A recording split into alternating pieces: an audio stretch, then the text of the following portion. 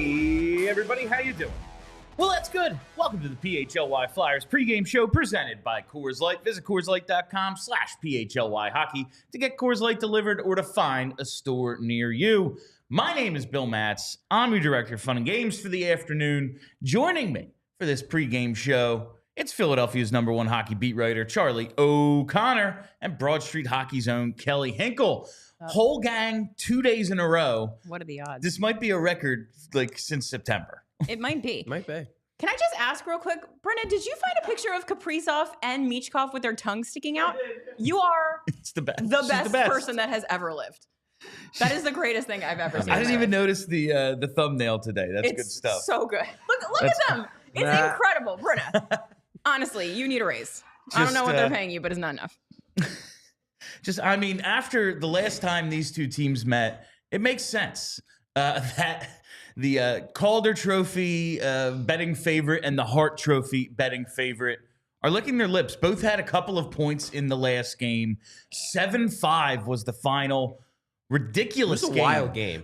Sean Couturier scores a hat trick. Was that on purpose? No, I truly was not. I like using the word wild, and when they That's play the wild, then everybody's like, "Oh, you're making so many punts." Like, no, I just like the word. I do it all the time, and I think if I was doing this in Minnesota, it would be enough already. Yeah, right. We get it. Yeah. Okay. Now, both had a couple of points. It's a 7-5 game. Sean Couturier, 5-point game. He scored his first 3 goals of the season in that one.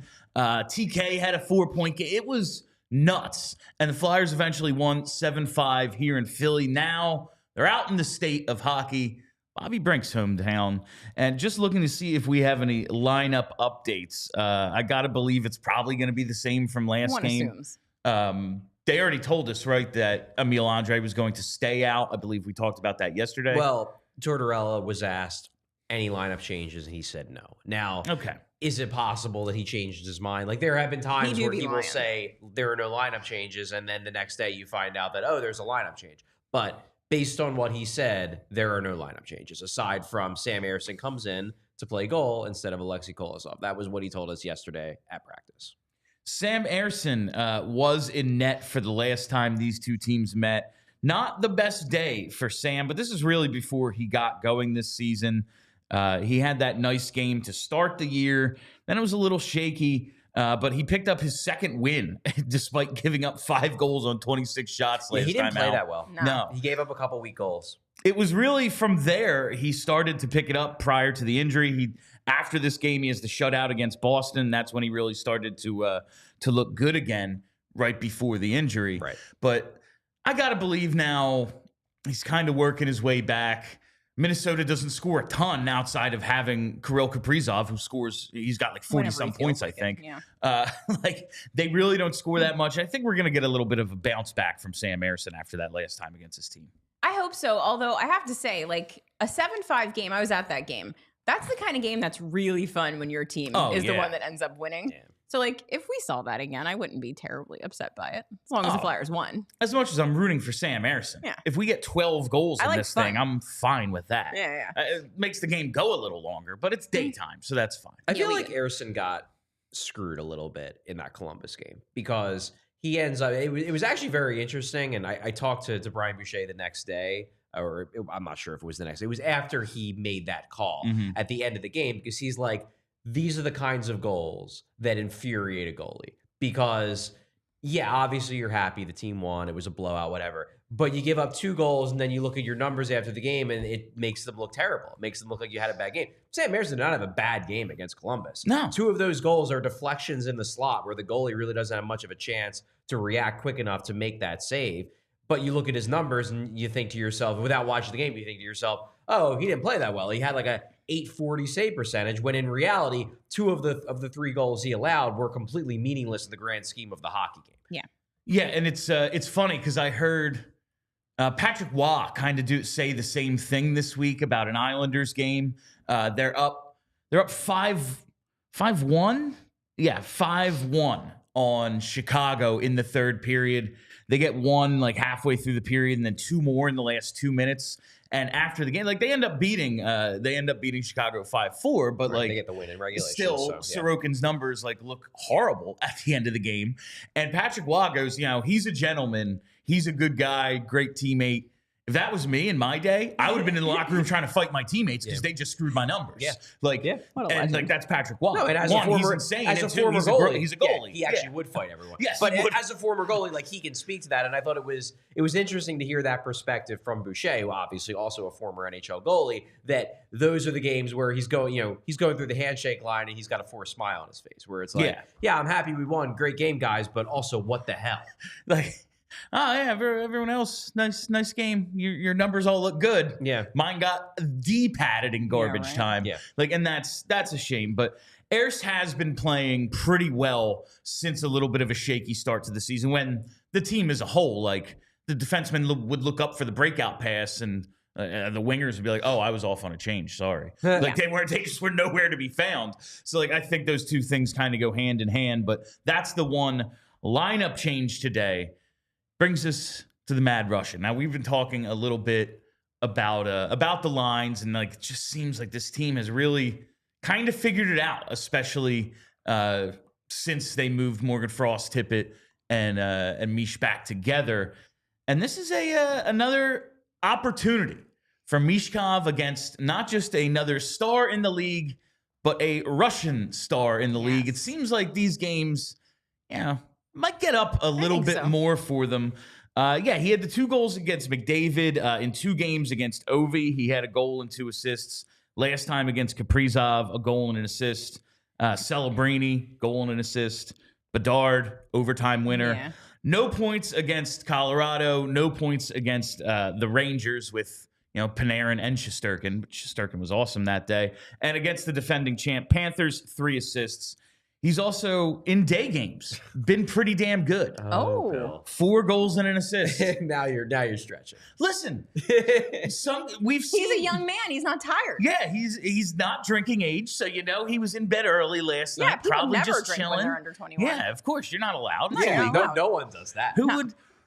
Who in the city of Philadelphia would serve a minor on a Friday night? No one. Well, they were in Certainly Minnesota. not a professional. Oh, right. Yeah, that's right. Aaron seems even more likely for some reason. I mean, that's Canada, though, so the drinking age is 18. That's true, yeah. So he is technically allowed to drink there. Also, they would definitely know who he is because they're all hockey people. Yeah. That's very true. So they're the state of hockey. Have you heard? People be saying that. They let you know that all the time. Constantly. Actually. And that brings us to our pregame bet segment. This pregame pick segment is brought to you by Bet365. Use code PHLY365 when you sign up. Whatever the moment, it's never ordinary at Bet365. Must be 21 and physically located in Pennsylvania. If you or someone you know has a gambling problem and wants help, call or text 1-800-GAMBLER. Have 3 bets for the board tonight. First one, Michkov anytime goal. It's against Kaprizov. He's especially been good goal scoring in day games. I'm going to take him plus 260. The total over 5.5. Okay. 12 goals last time out. Michkov versus a fellow Russian. Kaprizov scores a ton nonstop. I just got to believe, even though Minnesota doesn't give up a ton of goals, they haven't been scoring much outside of Kaprizov, but I don't know. Just afternoon games have a tendency to get loose sometimes, I feel like. Flyers might be feeling it a little after the Lawton 4-goal game. Other guys need to get going a little bit. I just feel like we might see, maybe not 7-5, but 4-2. Yeah, that last Minnesota game was an afternoon game. Yeah, it was. And finally, the big narrative bet for the day. Had to throw this one in there. Bobby Brink anytime goal at 5-1. Brink's first career game against the Wild in Minnesota. Famously scratched last year. He's from Minnetonka. He's played once against the Wild. It was last year in Philadelphia. It's his only career 2-goal game. I don't know. Just kind of feeling this. We talked about that line yesterday as well. Like, since that's kind of stabilized, okay, we have our mix on the third with Forster, Cates, and Brink, and everything just kind of is making sense. They can roll 4 lines right now. Seems like a good opportunity for him. Brink's been playing really well. Yeah, it's a solid bet. I think it seems like guys always get up for their home games. So, like, if not today, when for Bobby Brink, really? And yeah, it looks like I just see Bryn told us the lines are in. Jackie Spiegel has tweeted them out. It's Farabee, Coots, Konechny, Tippett, Frost, Misch, Forster, Cates, Brink, Lawton, Paling, Hathaway. And it looks like Zamula stays in with Ristolainen, Ayerson in, everything else. Yeah, everything remains the same. So no surprise changes. Emil Andre will indeed be scratched for the second straight game. Minnesota also ran their lines. Just as a some news. Jonas Brodin back in. He's missed some time. He's one of their two first pair defensemen. They did lose Jake Middleton, who had been standing in basically for Brodin. He's out for a while, so he's going to miss this game. But Matt Zuccarello comes back as well. So they get Zuccarello and Brodin back. Two big pieces, top half of the lineup pieces for that team. They actually claimed Travis Dermott yesterday. I think because, number one, they lost Middleton. Number two, they weren't sure when Brodin was going to come back. But Dermott is not playing today. So he's claimed he's on the roster. But because Brodin was able to come back, I think a little bit earlier than they originally thought, Dermott is not playing. Brodin is back. All right, before we go any further, I got to tell you about the best place to get tickets to the Flyers or anywhere. It's Game Time, baby. That's right. Game Time is the #1 secondary ticket marketplace, and now they have a new feature called Game Time Picks that makes getting tickets for your favorite live events even easier. Game Time Picks filters out the fluff to show you only incredible deals on great seats so you don't waste time searching through thousands of tickets. I've been using Game Time to go to some events lately. I've been enjoying it. And it's not just the picks feature, which is great, but it's all the old features that I've been telling you about for months with Game Time that made it the #1 secondary ticket marketplace. From the all-in pricing, you toggle it on, and there's never any surprise fees. The seat views, you get a panoramic view of where your seats will be. So there's no surprises when you get there either. There's the low price guarantee and the most flexible customer service policy in the ticketing industry. So take the guesswork out of buying tickets with Game Time. Download the Game Time app, create an account, use code PHLY for $20 off your first purchase. Terms apply. Again, create an account, redeem code PHLY for $20 off. Download Game Time today. What time is it? Game time. It's game time. And while we're here, why don't I tell you about our friends at Rothman Orthopedics? Because everyone has a specialty they love. For some, it's running and gardening. Others, it might be scoring goals or trying the Michigan, whatever it might be. At Rothman Orthopedics, their physicians are not only specialized in orthopedics and clinical research, but they are fellowship trained to treat specific areas of the body. And since 1970, their physicians have remained committed to research, innovation, and minimally invasive procedures to get you back to what you specialize in. They're Rothman Orthopedics, and they specialize in you. Rothman Orthopedics, specializing in orthopedics and you. Visit rothmanortho.com/PHLY to learn more and make an appointment today. I want to get to my two narratives of the day because I know that's what Charlie's here to do, to discuss. My favorite. The first of Michkov versus other stars, and specifically Russians. It feels like there is something to that, right?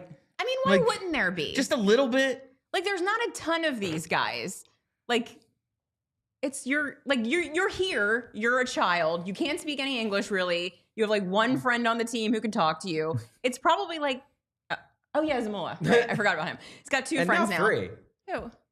Both goalies and Zamula. I keep forgetting about Fedotov too. He's off the team in my mind. He won't be here much longer. He's here now. Technically. He's here.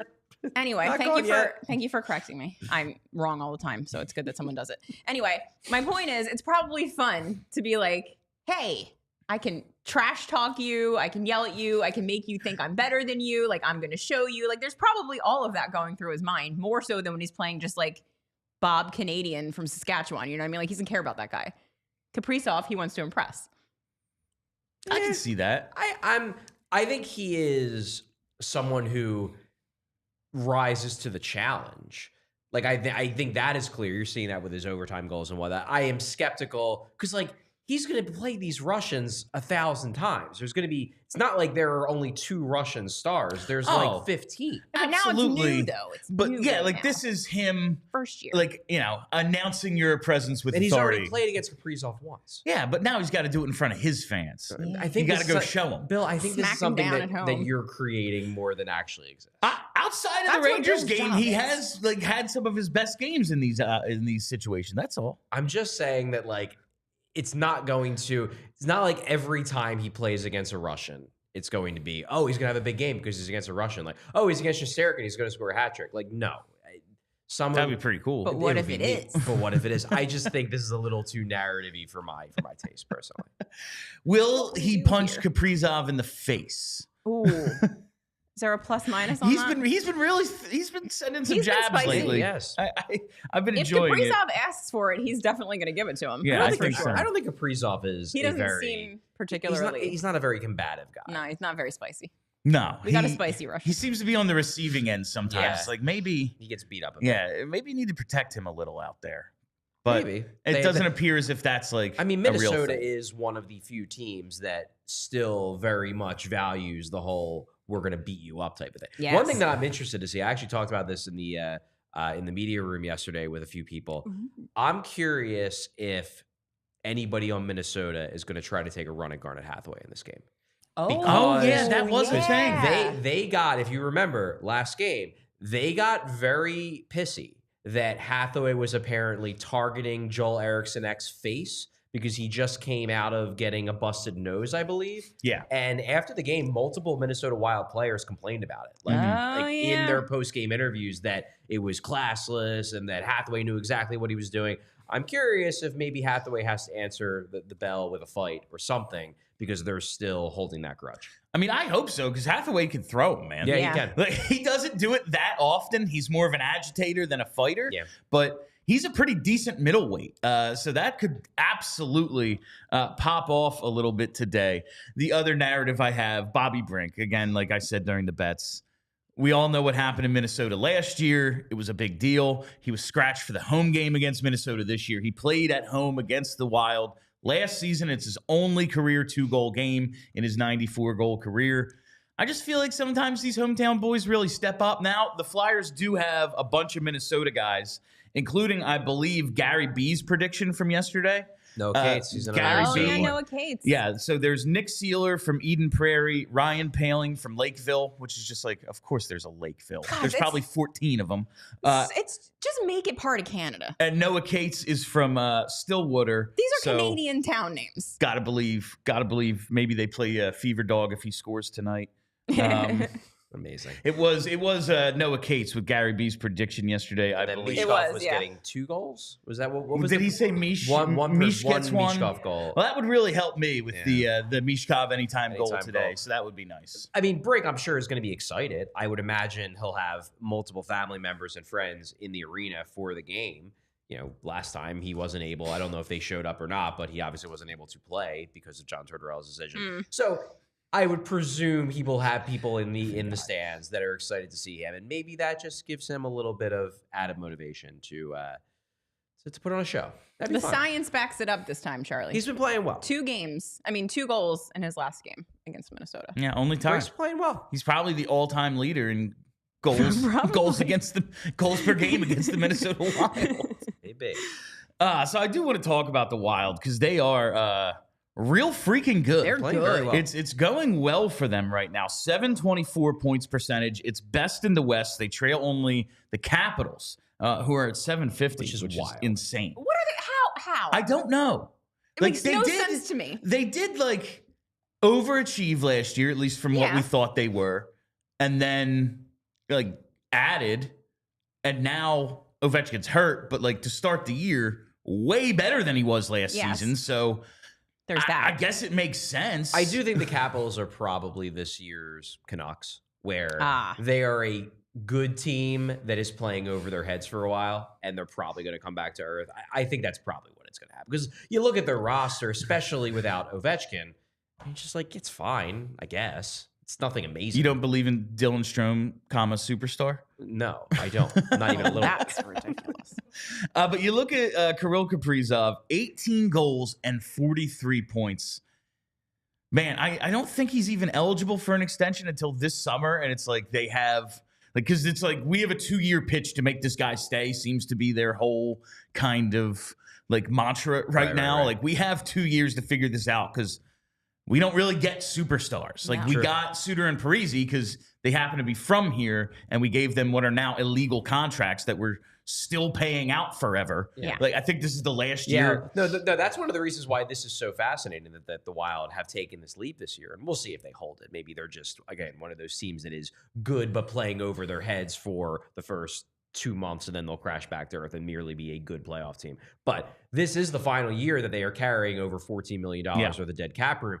If this is actually who they are, if they really have taken a leap because, you know, Brock Faber is real good and Kaprizov is now, you know, a capital S star rather than just a star. Guy who's going to get Hart Trophy votes every year. Matt Boldy is actually a point per game guy, and that's his new normal. If this is who they are with $14 million of dead cap space on their books, imagine how good they can be when they can actually spend that cap space on players.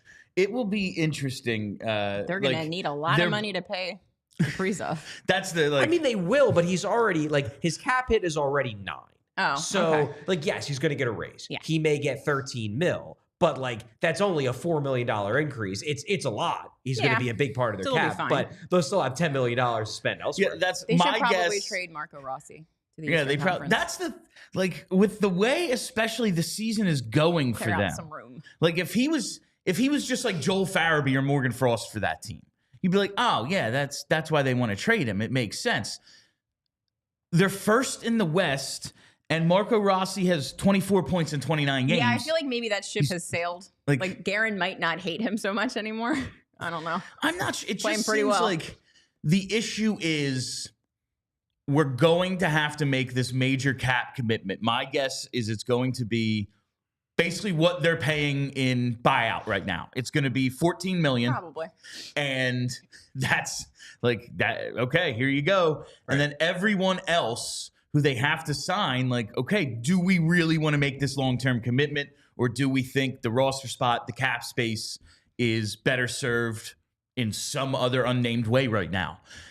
It doesn't seem like they're all that sold. Like, I just can't believe his name keeps popping up because he seems really good. It just seems like it's a Guerin thing. Yeah. And that Bill Guerin is not sold on the idea of giving another real small guy the kind of money that he's going to ask for and the kind of money that he's going to deserve on his next contract, assuming that he keeps putting up these numbers. It just seems like our buddy Bill might be a size queen. You know, it makes sense because he bullied us in street hockey once when we were kids, my friends and I. My buddy Brian's uncle is Billy Guerin. Comes out, plays street hockey with us. He just tells my buddy who's in net to move. Let me get out of the way. Let me just get an idea of the net. Rips a slap shot, goes 1-0 us. Rude. Like, you just won the Stanley Cup. This is ridiculous. You're cheating a bunch of 10-year-olds. But yeah, that's taught you a lesson that day. That's old Uncle Billy. Yeah, there we go. I would love to. It would just be so nice to get Marco Rossi or one of these rumored young centers that we so badly need. Yes, it would be very nice. You just keep seeing their name pop up. Yeah, it's like him and Zegras. There doesn't seem to be a reason for it. Zegras, there's an obvious reason. Yes. He's not playing well. Right. But with Rossi, he's a gamble, playing well. yeah. And Rossi is more of a sure thing, I feel like. So if we can get him, that would be outstanding. I think Rossi is a sure thing to be a top 6 caliber forward. Mm-hmm. Now, what he is ultimately, is he a 1C? Is he a 2C? You know, some people are going to look at him and say, you're small, you should be a winger. But he's very clearly a top 6 forward in the NHL. Whereas Zegras is I don't even know if he can play center. Yeah, Zegras is so weird. Yeah. It does. There's so many reports now that Zegras is hurt now, but it's you look at the people who watch them every night are you look at the look on this dude's face, and he just used to be the most fun, outgoing, I'm having a great time out there playing free guy.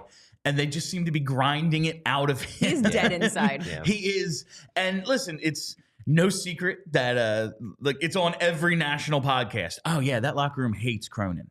They just don't like him. Yeah. Mm-hmm. They are miserable. Yeah. And I will give that's where I give the Flyers and John Tortorella credit, because that's the cliche narrative. That's the brush Tortorella gets painted with. And we have had times ooh, is he kind of? I know. Is this going after the end of last season and the way this season starts? It's is there carryover? Is it still the Couturier thing? Is it still the team that fell apart last year? And then they get it together, and everything seems fine. Yeah. Everyone's super happy. Scott Lawton scores 4 goals. It's a freaking party in there. The group seems to stick together and keep playing hard, even if it's Yeah, the coach is pissing us off again, but like when doesn't he? He's nuts. Well, what do you want us to do? And that's again one of the strengths of that room. That's one of the strengths we talked about it yesterday, about one of the strengths of a guy like Scott Lawton, where the guys want so badly to be kept together because the strength of their bond and how much fun they have.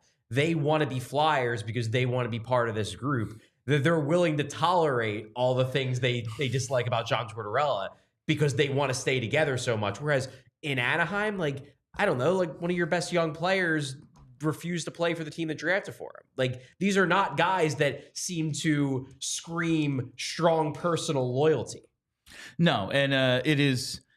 I think this is the sign of a smart locker room as well, like some intelligent people, and it makes sense because TK's been here forever, Coots has been here forever, Lawton. If you make any decisions like long term based on who your coach is, that's freaking stupid. Yeah, like real this dumb. Is the NHL where good coaches get fired because like what else can we do all the time? And this coach is in his late 60s. Yeah, like he ain't gonna be here in 2 years. It's fine, guy. Like by the time we'll wait him out, you will wait this dude out. He will be maybe he'll be around. He'll be in the building probably, but he's not gonna be telling you what to do all the time. Like it's just this is the NHL. What year was it? Like the 2 years ago, all the Jack Adams finalists are in different jobs now or are unemployed. Yeah. Like, those are the guys who were deemed the best coaches in the league. It's just the way it goes. They just kind of disappeared. Do we have any super chats? We do. Okay, we have a few super chats. All right. Neil Dexter, Neil Stradamus weighing in. Neil's back. Get ready for the Red Show. Mish and Kaprizov +4. Are they both going to be +4, or is it going to be a combined +4? I'm going to guess a combined 4 points. Okay. And that's what they combined for last meeting. It was actually kind of crazy. Like we were saying when Michkov had that first 3-point game. Like it's weird he didn't have like especially that Minnesota game when Coots has 5 and TK has 4. But yeah, they both I think it was a goal and an assist for Michkov and 2 assists for Kaprizov. So Neil I believe is predicting they repeat that performance. And from Stuart Ball, he said Stuart Bell. I could not read that from that far. I'm closer to be fair. Excuse the stupid question. I'm English and didn't grow up with hockey. Hello, Gus. Why wouldn't Mish play center? Great vision and creativity. I feel like he has the attributes for that position. Well, he did play a little bit of center in the preseason of his final year in the KHL. So it would have been last season. Yeah. He played a little center. He believes he could do it. He probably believes he can do anything on the ice. I'm sure if you gave him the pads, he'd be like, I'll give you a period. I would say that, yes, the playmaking is center caliber. He's not an amazing skater, but he's a good enough skater. Teams do tend to shy away from having small guys at center, but I think he could probably hold up. The big adjustment for him would have to be, because if you watch him play, especially when you're in the arena, you can see it. Like, he's cheating a lot. He is blasting the zone early. He's hovering in the neutral zone, waiting at the opposing blue line to try to get stretch passes, which is totally fine. That is not a critique. He's a great offensive player, and there's obviously a limit to how much he can do it, but I want him doing it a lot. If you're the center, you can't do that. You just can't. You have to be the low guy in the zone because you are the primary outlet for your defenseman on breakouts. You just can't do that. That would be a big part of his game that he would just have to stop doing.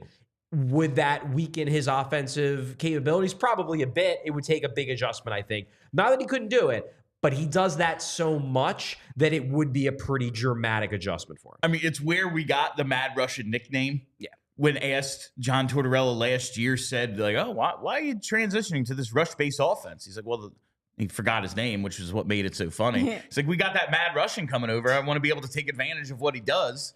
And it's like, well, that's that. Yes, and also, you want to maximize. Especially with Torts' like zone D coverage. You see it, I think, a lot in the 3-on-3 because it's so obvious. There's only a few guys out there. Yeah. Mish wanders. Oh, yeah, he definitely wanders. He's cheating and trying to get off. He also might just get distracted a little by the puck sometimes. Like, I think he could transition to it eventually. Maybe if he works on his skating, gets a little stronger, I could see it. But right now, just turned 20. No. Let's let him just do what he does. I want to get the absolute most out of this gift that we have been given, and I feel like that's him on wing. Yeah. You got to find him a good center. I think that's the way the Flyers view it, like based on the conversations I had with people on and off the record. It just, the implication has been, look, he might think he can play center. We watch him play and we see a winger. That was the, I think it was last year, because it was before we knew about Cutter. Right. In your conversation with Brent Flair, it was like, because Cutter was also trying to work at center. Yeah.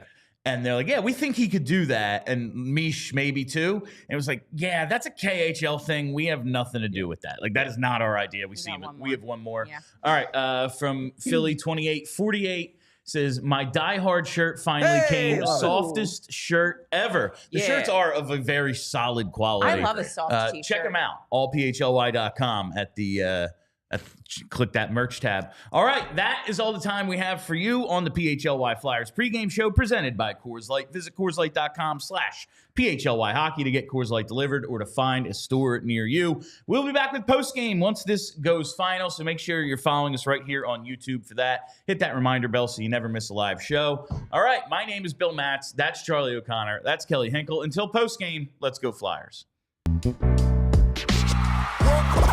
We all silly like the mayor.